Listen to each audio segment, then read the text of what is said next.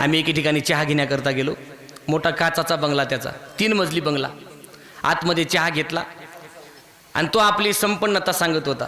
महाराज, मी lecture आहे, माझी पत्नी लेक्चर आहे, आम्हाला चांगला दोघांनाही पगार आहे, आम्हाला 2 मुलं आहेत, त्याच्यामधला एक US ला सेटल आहे, एक लंडनला सेटल आहे, त्यांनाही वर्षाकाठी चांगलं पॅकेज आहे, सर्व काही संपन्न आहेत आम्ही. सर्व सांगितलं त्याने. आनंद वाटला त्याचा. संपन्न नाही म्हणतोय. चहा वगैरे त्याचा घेतला. आम्हाला काय करायचं, कुठलाही चहा घ्यायचा असतो आम्हाला, आणि जोपर्यंत चहा होणार नाही तोपर्यंत ऐकावं लागतं आम्हाला. ऐकल्याशिवाय चहा तरी कसा भेटल, हा, ऐकावं लागतं. मग त्यांचं ऐकलं, आनंद वाटला. मला वाटलं खरंच संपन्न असेल हा गडी.